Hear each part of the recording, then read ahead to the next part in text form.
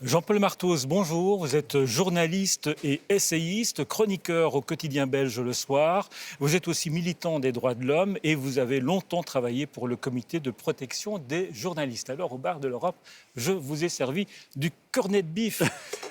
C'était la ration des soldats, mais aussi des reporters de guerre en 40-45. Et précisément, vous venez de publier en première ligne le journalisme au cœur des conflits. C'est une réflexion sur le travail des correspondants de guerre. Qu'est-ce qui a changé au fil du temps? Par exemple, depuis 40-45, on mange toujours du cornet de bif? Oui, peut-être. On en mange au sein de l'armée. Je pense que les journalistes doivent s'adapter peut-être à ce que l'armée leur offre. Mais ce qui est important, c'est qu'en fait, tout a changé et rien n'a changé. Tout a changé en ce sens que le journalisme de guerre aujourd'hui n'utilise plus les mêmes technologies qu'auparavant. On est passé du télégraphe ou du téléx au Wi-Fi, au satellite. Le journalisme a changé aussi parce que la guerre a changé. On n'est plus dans les tranchées, on n'est plus dans une seule armée comme on était lors de la Seconde Guerre mondiale. On essaie de passer d'un camp à l'autre. Donc il y a plein de choses qui ont changé. On passe moins de temps avec les forces armées qu'auparavant. Les reportages sont de plus en plus courts aujourd'hui par rapport à ce qui était le cas auparavant. Mais dans le fond, rien n'a changé parce que les valeurs, les principes, les doutes, les questions que se posent les journalistes restent les mêmes. Quelle indépendance? Quel rapport avec les militaires?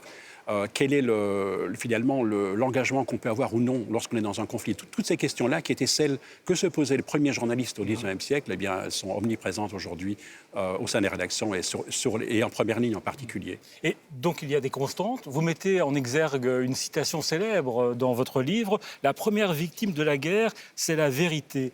C'est une citation pertinente, ça? Moi, je pense qu'en partie, oui. C'est un peu, en fait, une remarque qu'on utilise pour dire que, dans le fond, on est dans le brouillard de la guerre. C'est vrai que la guerre, en raison des pressions exercées sur les journalistes, en raison aussi de la tentation des journalistes de s'identifier fusionnellement avec le camp qu'ils défendent, en raison aussi du danger, de la peur que ça suscite, c'est vrai que très souvent, la vérité est victime de la guerre, victime aussi de la propagande de guerre. Exemple caricatural du mensonge de guerre, c'est l'administration Bush en 2003 qui déclenche la guerre en Irak en expliquant que Saddam Hussein avait l'arme nucléaire. Tous les journalistes sont tombés dans le panneau? Pas tous, c'est-à-dire qu'une partie importante de la presse, sur la presse américaine surtout, est tombée dans le panneau. Elle a accepté finalement de suivre un président qui savait qu'il avait l'appui de la population après les attentats du 11 septembre. Mais c'est vrai qu'une partie de la presse américaine n'a pas suivi. On peut trouver aujourd'hui des articles dans des journaux, des magazines où on mettait en doute les accusations de l'administration Bush, notamment sur la possession d'armes de destruction massive. Et c'est vrai, cette guerre-là a été vraiment un moment extrêmement important, un partage des eaux pour la presse, parce que la presse a joué le jeu, d'une certaine manière, du pouvoir. Cela dit, le mensonge n'a pas besoin de la guerre pour exister. Donald Trump, en temps de paix, fait aussi bien que George Bush en temps de guerre. Absolument. Je pense que c'est le président qui est certainement celui qui figurera au Guinness Book Record du président qui dit le plus grand nombre d'affirmations fausses ou approximatives. Je pense que c'est vrai qu'il ne suffit pas d'être en guerre pour mener une politique du mensonge ou de la désinformation. Vous parlez aussi des guerres oubliées. Il y a des guerres qui sont plus sexy que d'autres, médiatiquement? Mais je pense qu'il y a des guerres qui sont extrêmement couvertes en raison de la présence de son propre pays ou en raison de la présence d'une grande puissance, et que des guerres qui n'ont pas d'enjeu réellement géostratégique, économique ou identitaire, d'une certaine manière, patriotique, eh bien oui, disparaissent très souvent. On a vu par exemple que la guerre du Darfour au Soudan, au début des années 2000, il a fallu quand même pas mal de temps, près d'un an et demi pratiquement, pour que la presse s'y intéresse, alors que le nombre de morts était extrêmement important. Oui, je pense qu'il y a vraiment des gradations et deux types de guerres, d'attention que l'on donne aux guerres. Alors, vous en parlez bien sûr dans votre livre. Un reporter de guerre risque sa vie. Il peut aussi être pris en otage. Cela dit, il ne faut pas être reporter de guerre pour être tué. Par exemple, en Europe, il y a 3 journalistes qui ont été tués depuis le début de l'année. C'était tous des journalistes d'investigation qui travaillaient sur des dossiers de corruption. Vous en tirez quoi comme conclusion?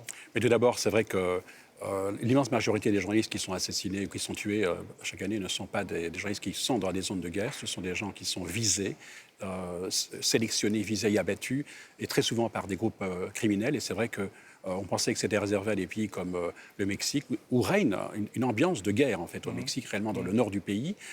Mais même, ça se passe dans nos démocraties et au sein de l'Union européenne. Et c'est vrai que aujourd'hui, être journaliste d'investigation, toucher les nerfs finalement de systèmes de pouvoir qui s'appuient sur la corruption, je pense que c'est un risque immense. Il faut se souvenir, par exemple, que selon un rapport de Reporters sans frontières qui vient de paraître, il y a près de 200 journalistes en Italie qui ont été mis sous protection. Il y a une vingtaine d'entre eux qui sont sous protection permanente en raison des menaces dont ils souffrent parce qu'ils couvrent notamment les différentes mafias qui s'étalent tout au long de la péninsule. Et vous mettez en cause les politiques derrière ça? Mais je pense qu'il y a d'abord une forme de corruption qui est réelle, qui a été documentée entre certains milieux politiques et les milieux mafieux.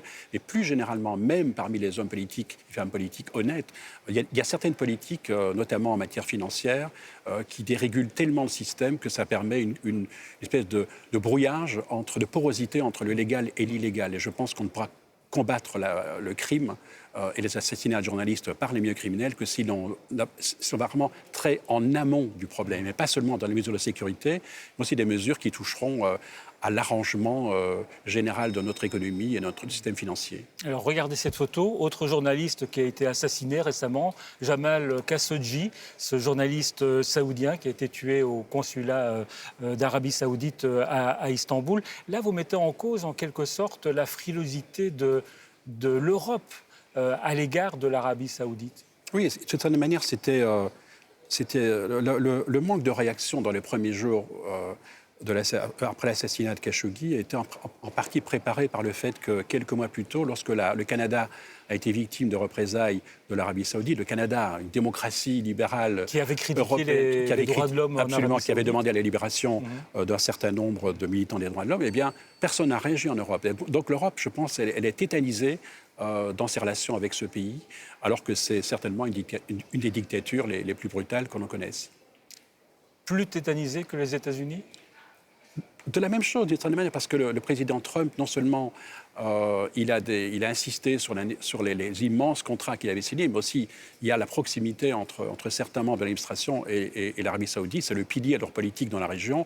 Je pense que là, l'Europe, qui aurait pu donner l'exemple, ne l'a pas fait. Alors, prenez une petite boule surprise, Jean-Paul Marthoz, La bleue. avec une question surprise que vous allez dire à haute voix et bien sûr sans crainte. Est-ce que votre maman vous aime ? Alors, vous savez pourquoi on vous pose cette question ? Parce que vous avez publié un article qui était intitulé « Si votre maman dit qu'elle vous aime, vérifiez-le, c'est peut-être une fake news ». Il faut se méfier de tous les propos. Je pense qu'il faut se méfier de tout sans tomber dans la paranoïa, mais je pense que le principe même du journalisme, c'est de s'interroger sur la véracité de l'information, c'est de vérifier cette information.